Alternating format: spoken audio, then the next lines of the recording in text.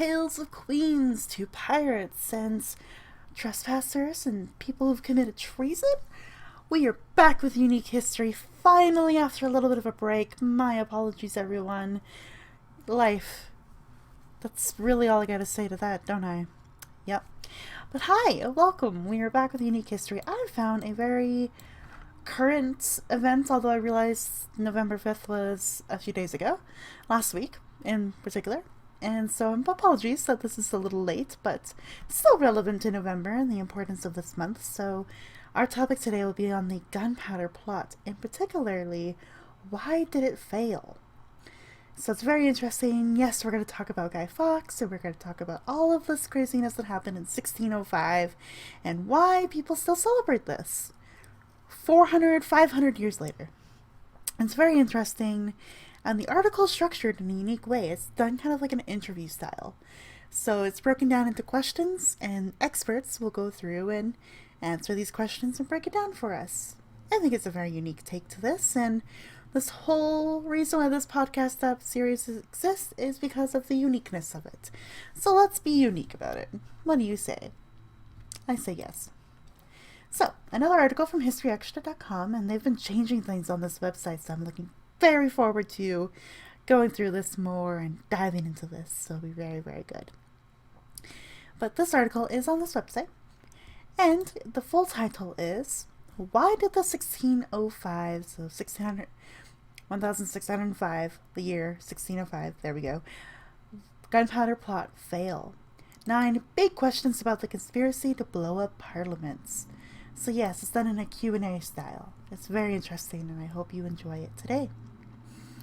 John Cooper and Hannah Gregg, historical advisors on the 2017 BBC drama Gunpowder, answer the biggest questions on the Catholic conspiracy to obliterate king and parliament in 1605.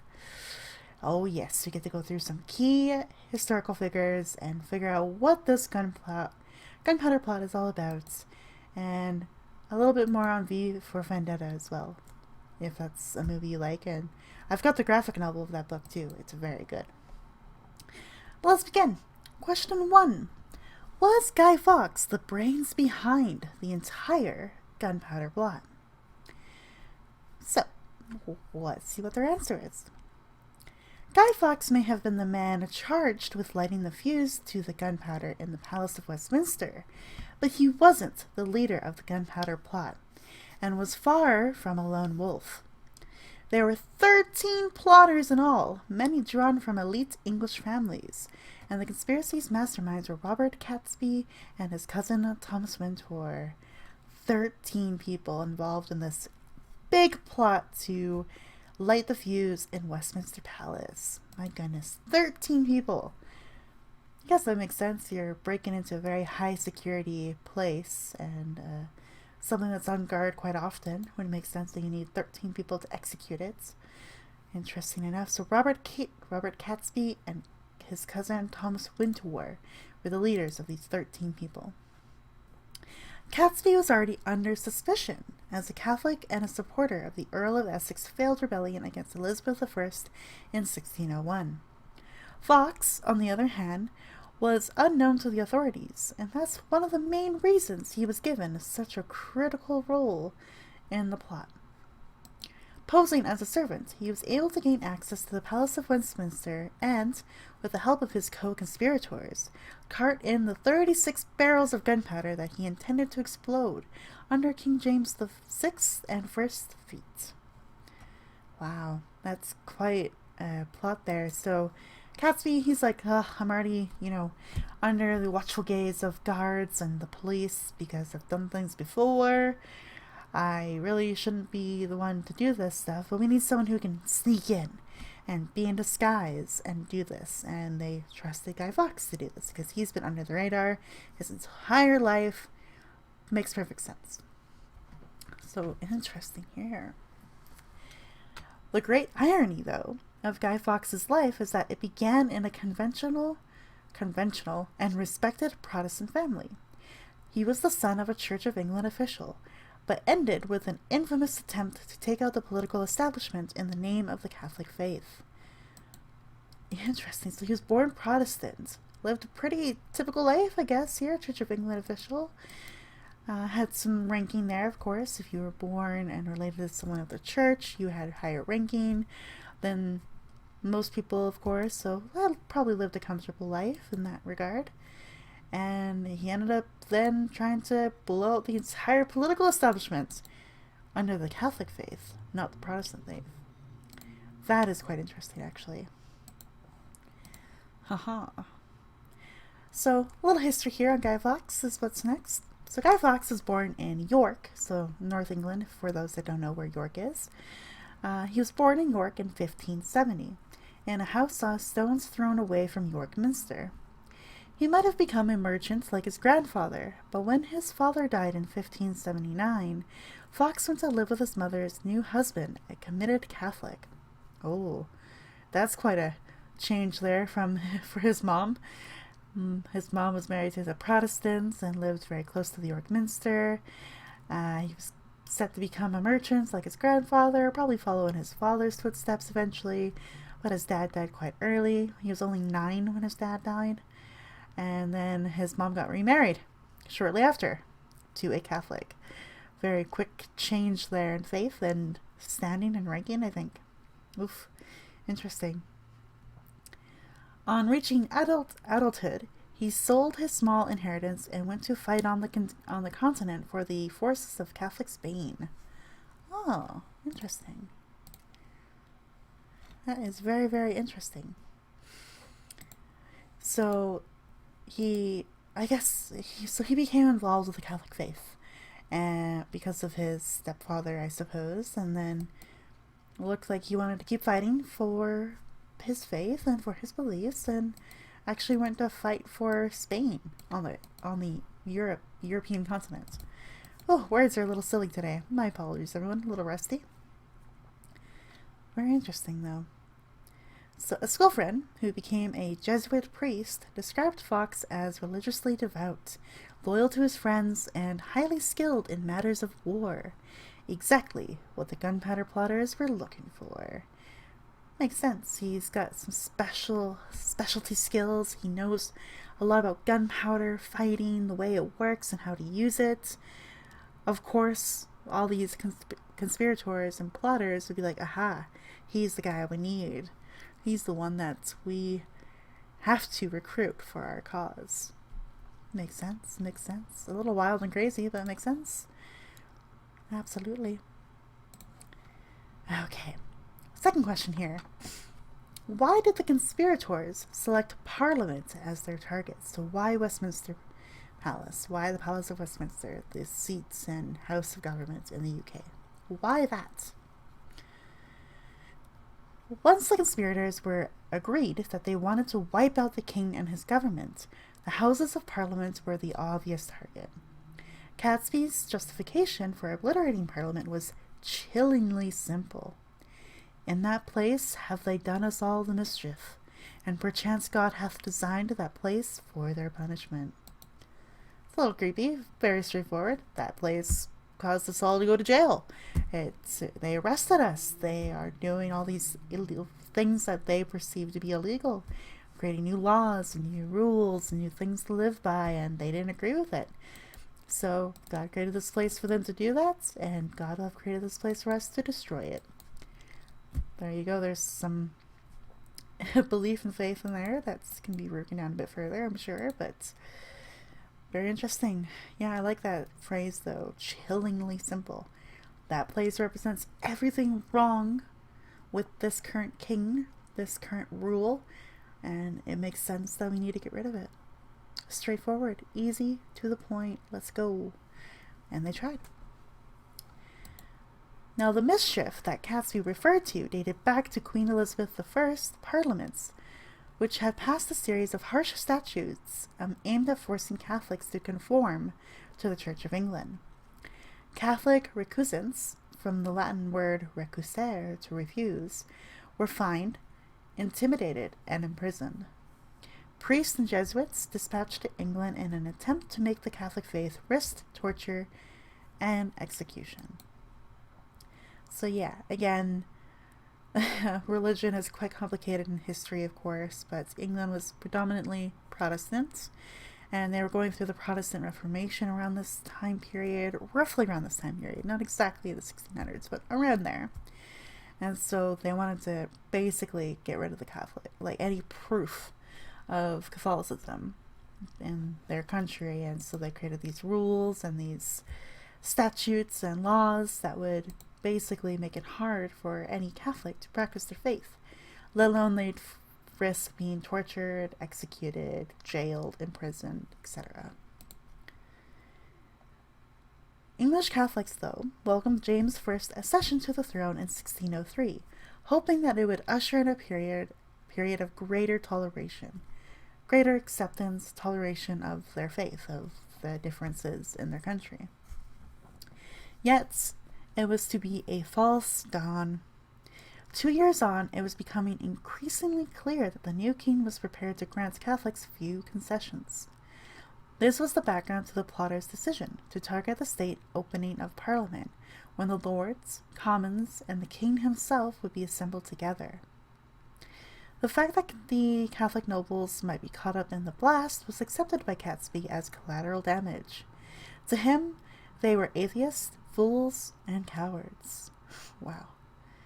So, opening of Parliament is a really big ceremony, because it starts, it's the start of the first parliamentary year, so kind of they're planning for the budgets, laws, decisions, that kind of thing, and there's always a ceremony of some sort, and all of these nobles and rulers and ministers and all these people would be here. All these very high-ranking, important people would be there on this day. Makes sense. They thought this was perfect to attack and do this big gunpowder plot on that day. Very interesting. And then the comment here too, like the collateral damage, all these extra nobles that would be caught in the blast would be collateral damage because Gatsby, he's like, well, they didn't join our side. We couldn't recruit them. They didn't believe in us, and they don't believe in faith. They don't believe in our faith. So they are fools, they are atheists, and they're cowards. They aren't proper Catholics. They aren't part of our cause. They don't believe in us. They can go. We don't need them. Very dark thought there. But, I mean, hey, when you are that angry at society and that angry at how you were treated, it's really hard to have things be in the gray zone when you're making these decisions. It's either black or white. It's either you're with us or against us, and if you're against us, that is on you. That is your fault. Very crazy. Oh, interesting. Okay, question number 3 here in this article. How did the plotters penetrate the Palace of Westminster? How did they get in? That's actually a really good question. Something I want to know too, myself. In 1605, the Palace of Westminster was a ramshackle complex of converted royal apartments and dissolved ecclesiastical, they have that word, the Brits like this word in their articles, ecclesiastical buildings, very different from today's high security buildings. Westminster Hall was crammed with people attending the courts of King's Bench and Common Pleas. Taverns named Heaven and Purgatory piled their trade a stone's throw from the Commons and the Lords. In Henry VIII's day, a brothel openly operated within the precincts of the palace. Oh, wow. They had quite a few interesting buildings all within the Palace of Westminster. I knew some of this because I live in the UK and did a little mini tour. And so yeah, they had taverns named Heaven and Purgatory, really outlining their faith, and they had a brothel at one point. I think someone also said that they housed an entire family, like not even like a noble, royal, or fancy family. They housed an entire family that ran a business right on the edge, like on the just on the outskirts of Westminster Palace. So that place, that palace, hosted a lot in there in its time. And of course, there would be, the center of rule and governance and all that kind of stuff too. So the plotters knew that they had a good chance of passing undetected through this melee. Their initial plan was to occupy a property next to the House of Lords and a tunnel from one cellar to another. But the mining proved too time-consuming. Then they rented a coal cellar underneath the Lord's chamber. rented a coal cellar. Interesting. This enabled them to bring in the gunpowder without being challenged. Oh, okay.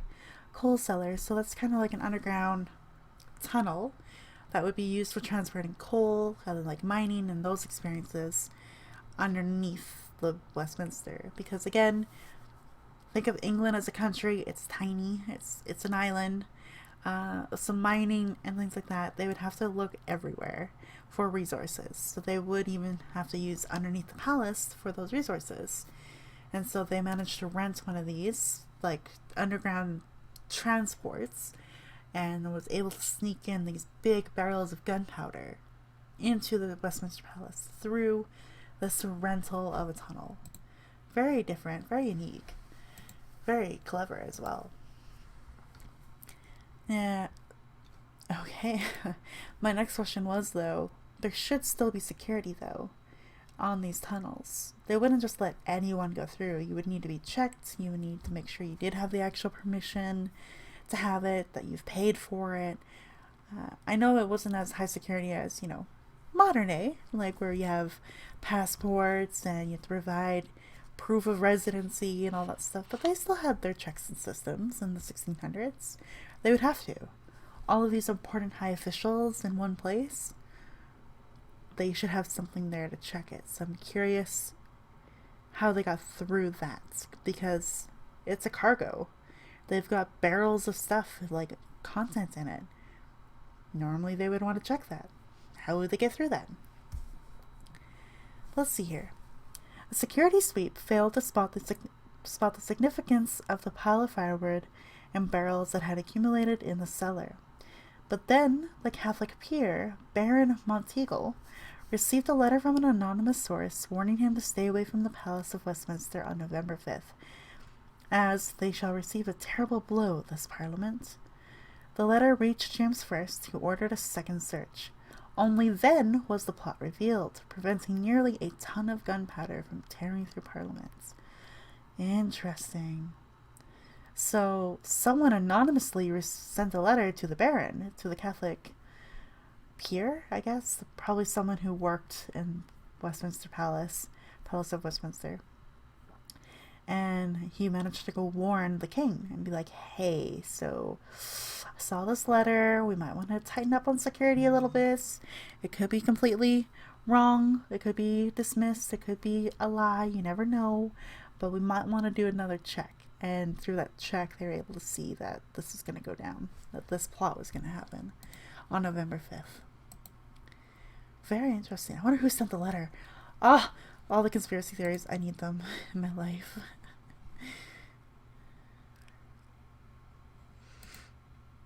Yeah. Okay. Very cool. Very.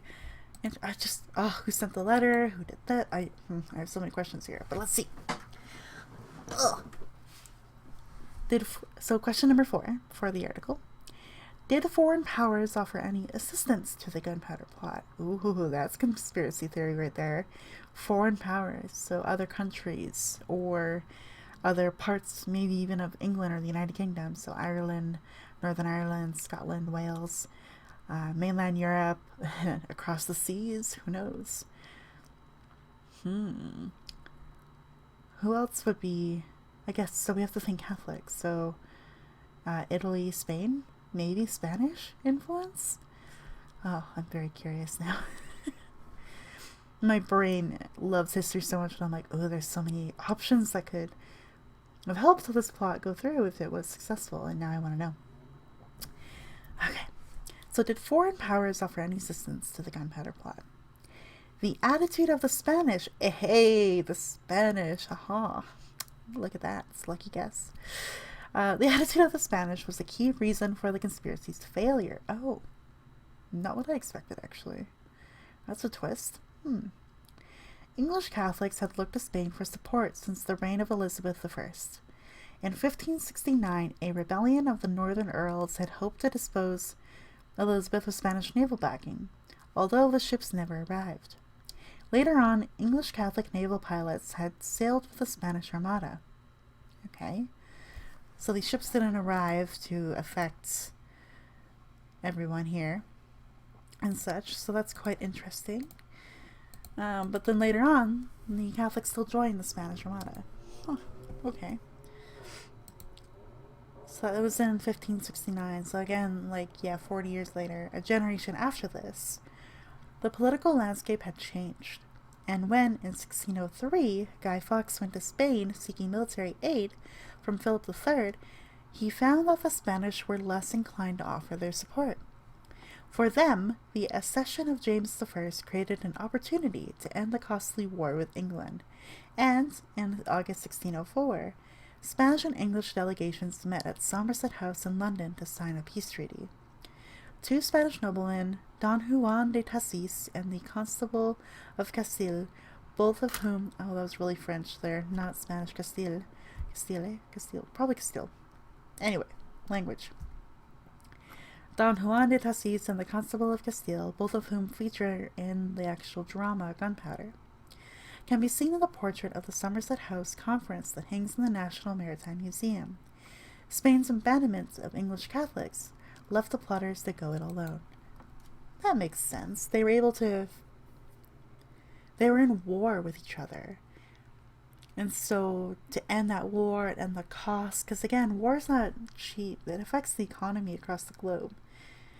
So they were looking to end that. And so the change of rule and the change of leadership and monarchies and all that kind of stuff was maybe we can finally end this. We can come to an agreement and this can be done with.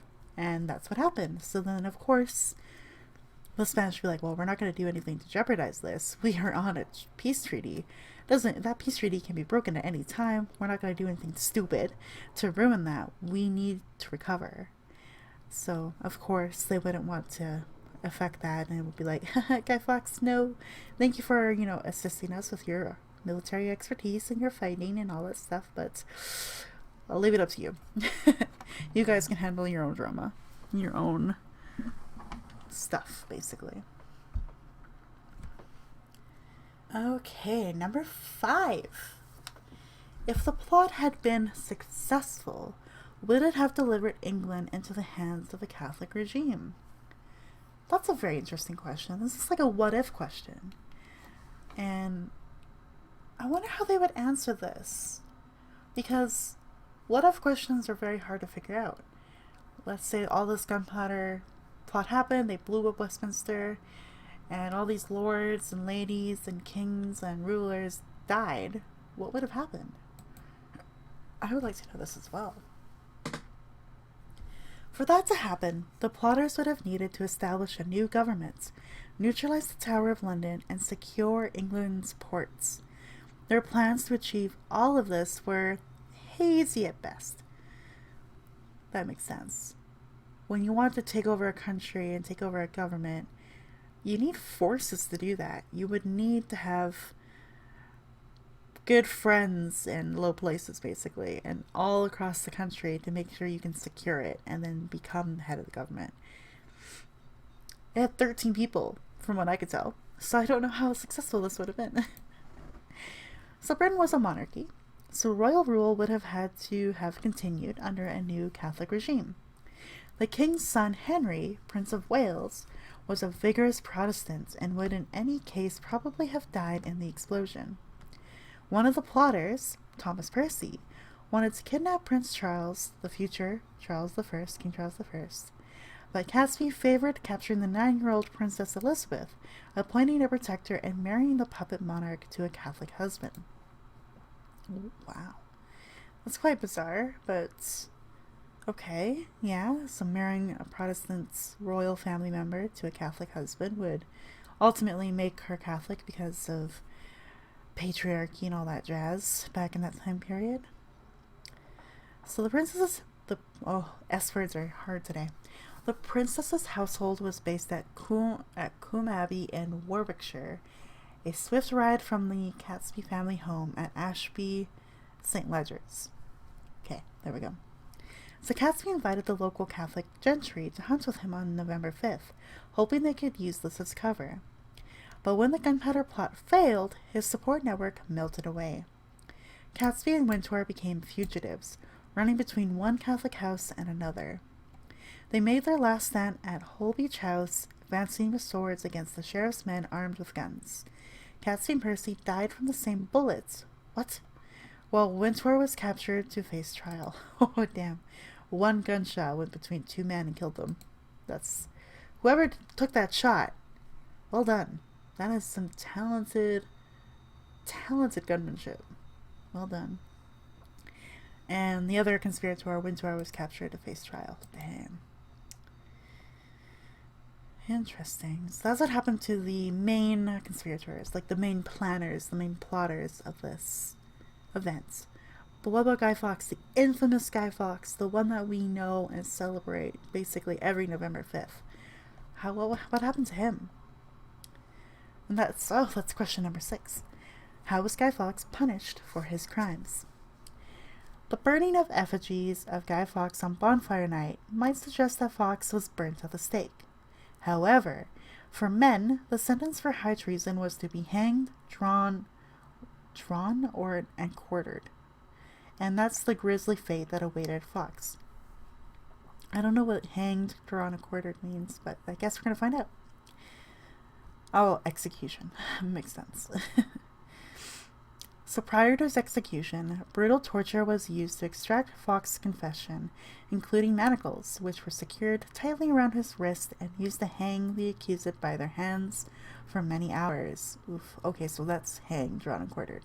Makes sense. So yeah, he was manacled, his hands were bound, and he was basically hoisted up above and was hung from his hands for hours on end. That would hurt like hell. Oof. So, and most likely, the notorious rack, which stretched the body, tearing tendons, ripping joints, and fracturing bones. Yep, that's what gravity will do to you. Oof. It would have been a wretched Fawkes who was tied... Why? That's... What? The phrasing is very weird. Sorry, my English nerd brain is coming out here a little bit. It would have been a wretched Fawkes who was tied head down to a hurdle and drawn to Old Palace Yard outside the Palace of Westminster, along with 3 fellow plotters. Okay. So, he confessed something and named 3 other people a part of this plot. So, there's 3 people that were killed, or well, 2 people killed, 1 facing trial, and then now an additional 3 other people plus Guy Fawkes. So that's only 7 people out of the 13 that we know of was actually basically punished for their crimes. Interesting. As the last to be executed, he would have witnessed the others being hanged, removed while still alive, and then dying during the physical mutilation that followed. First, I don't know if I want to read this, but they were tortured. Parts of their bodies that are in charge of procreation were cut off and burned. Then the body was then disemboweled and decapitated, and finally quartered, with body parts displayed across the country. Oh, damn. Okay, now we. All right. So they were hanged, and then while they were weakened because of being hung and like not really having a lot to room to breathe, they were then dealt physical mutilation in front of a whole crowd of people, by the way. So their procreation organs were cut off and burned. The body was then disemboweled and decapitated. Then they quartered their bodies, so took the limbs basically off of all these people and displayed these limbs across the country as a warning to others to not commit treason. Oh wow. That's brutal. That's quite a punishment. I'm not gonna lie. Ugh, gosh. Fawkes, though, was spared the pain of the final stages because his neck broke as he hanged, bringing instant death on the gallows. I don't know why I'm laughing at that. That's still grisly and awful, but I mean, at least I guess he didn't have to face that, I suppose. Oof. Okay, question number 7 here. How alive were the authorities to the threat of Catholic conspiracies? How alive are the authorities to the threat of Catholic conspiracies? Do they mean like how aware were yeah, probably how aware were the authorities to the threat of Catholic conspiracies? The Gunpowder Plot was the latest in a string of conspiracies aimed at re-establishing Catholic rule in England. For years, radical Catholics had been hoping to coordinate an uprising of recusant families with military support from sympathetic foreign powers. Yet, few English Catholics had ever supported armed action against the Protestant regime. The state had developed powerful weapons against insurgencies. Elizabeth I's principal secretary, Sir Francis Walsingham, recruited an extensive network of informers and agents, penetrating the Catholic underground and infiltrating the continental seminaries where missionary priests were trained. This had enabled him to thwart previous attempts on the monarch's life, such as the Babington Plot of 1586, which aimed to assassinate Elizabeth and replace her with her Catholic cousin, Mary, Queen of Scots. After his death, Walsingham's secret service was maintained by his successor, Robert Cecil, who served both Elizabeth and James I. Interesting. So they figured there'd be a lot of Catholic anger and uprising, and so they had one person create this like secret service, this sort of underground informants to go through their systems, go through their ranks, be like, yeah, I'm all for this, let's do it, and then would bring them down one by one and have all these plots basically be dispelled. Makes sense. Given the sophistication of the network that Walsingham bequeathed Cecil, it's perhaps surprising that the Gunpowder Plot came so close to achieving its objective. After all, Fawkes was only discovered at the 11th hour, allegedly as he hovered over the powder, ready to ignite a fuse. Wow. He was that close. He was right there, ready to spark the match that would blow up this entire palace. But they found him right there at the last minute, before he could do that. Yeah, how did they escape this plot? If this sophisticated network of informants existed, how were they able to escape it? That's a very good question. Alright, second last question here. Number 8. How did Catholics practice their faith without attracting unwanted attention? Good question, because as we heard in an earlier answer, they had Elizabeth I and James I had all of these sort of statutes that would threaten people from practicing their faith, for being openly Catholic. They would have all these kind of threats and hunts towards these people. So how were these people still able to practice their faith without actually getting the attention of the authorities? The need for Catholicism to be pursued in secret put domestic houses at the very heart of this community. Catholics disguised the symbols and accoutrements associated with their worship, sometimes in plain sight, among everyday furnishings. A dining table, for example, might double as an altar. A priest's vestments could be folded up and buried amid the household linen, so within like sheets and pillowcases and blankets. So that's how they would hide the formal wear of a priest during ceremony. Very interesting. And a chalice reserved for mass might be placed on shelves and rendered indistinguishable from ordinary drinking cups. Very sneaky. I like it. A number of houses famously had priest holes, secret spaces behind fireplaces, staircases, and walls, in which not just the sacred vessels, but also priests themselves could be hidden.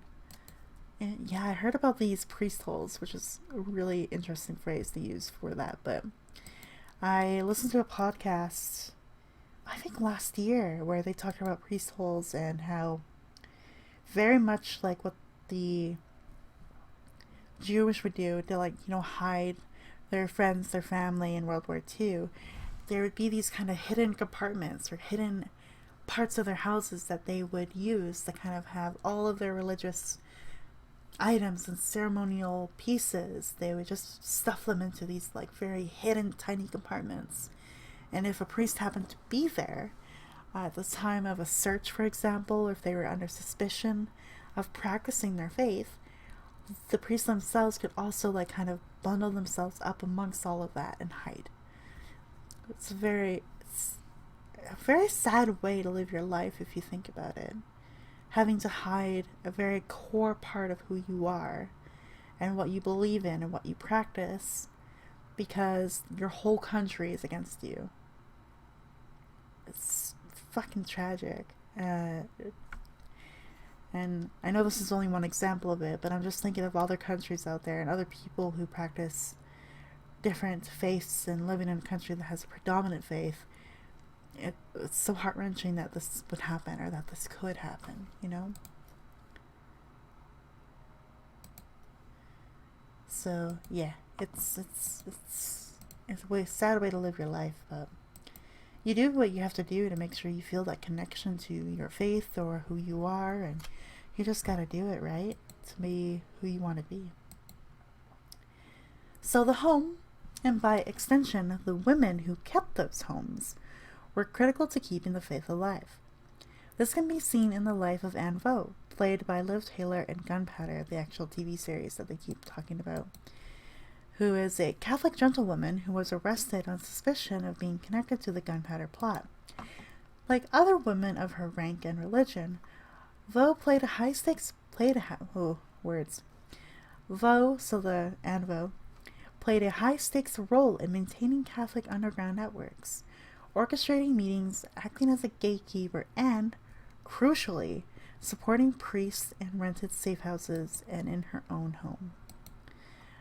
So this is probably like a fantasy example, but women were the housekeepers. They would be the ones to clean, take care of things, hide things even, and they're the heart of communities too, because women would band together and be like, oh, like, this is what I have to deal with, this is what I have to do, we have to provide, we have to do this. Like, that's the role they played back in the 1600s and arguably in some other parts of the world right now.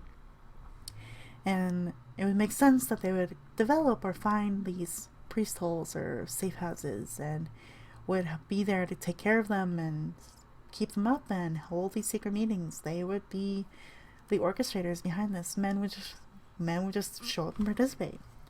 So, women are great. That's all I gotta say. I'm really sad that there are other parts of society that still treat women in that way, but it's still kind of unique. But, yeah. Interesting. All right, let's see here. Last question for this article. It's very interesting. I like it. And it's a very good question to ask too, because Guy Fawkes Day, Bonfire Night, there's so many different names for, November 5th, like this holiday or celebration of anarchy a little bit. So this question is like, why do we call the 5th of November Bonfire Night? This is a great way to wrap up this little article, I think. When the Gunpowder Plot was discovered, Londoners were encouraged to light bonfires in celebration. Before long, 5th of November had entered the calendar as a reminder of England's deliverance. Mingling with the older traditions of fire-making and feasting, it became a day of national rejoicing. English settlers in America carried their anti-Catholicism across the Atlantic. Known as Pope's Day in colonial Boston, 5th of November saw rival gangs fighting over effigies of the pontiff and throwing them into the fire. You can witness something similar today in Lewes in Sussex, where bonfire societies parade through the town and hurl good-natured abuse at a volunteer dressed up as a cardinal. Wow. So, bonfires were used as a way to destroy symbols of Catholicism, and it would be an act of celebration to do so. It's so wild, man. But bonfire festivities are changing.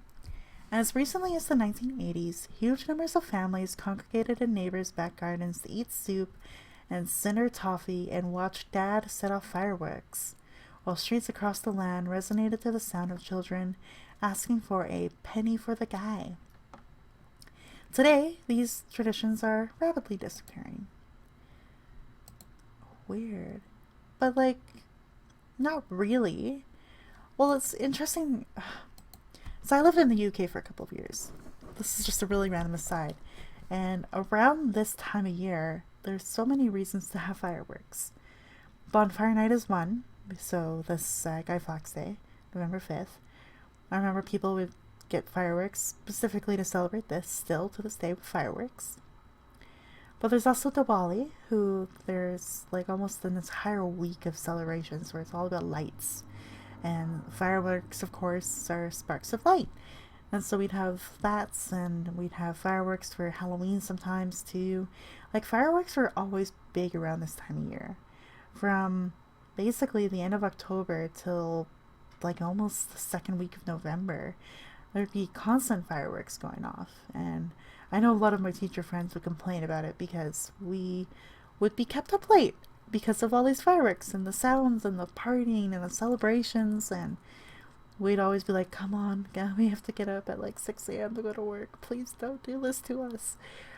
But I think it's still a pretty big thing. And I know some of my colleagues even had fireworks too for Guy Fawkes, like for Bonfire Night. So it was still celebrated, but it has definitely significantly changed. And now people just do it for a laugh almost, and for a reason to have fireworks. It's crazy. But there's a little bit more to this article here. The American import of Halloween has largely usurped Bonfire Night. Fireworks sales are more heavily regulated, and villagers wishing to host bonfire events have to raise eye-wateringly large sums for insurance, threatening their long-term future. Okay, that's also a big influence. You can't just have people lighting big fires in streets nowadays. That's a little too chaotic, and a lot of government and people don't like that. So there's a whole process now that you have to get licensed and make sure you can actually host this event. And yeah, I can see why.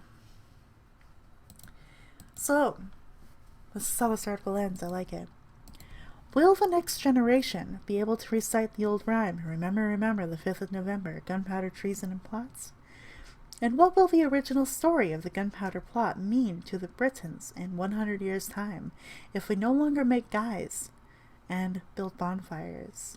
Aha, interesting. Good question.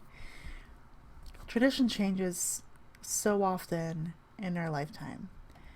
Will this actually have a significance after we are all gone?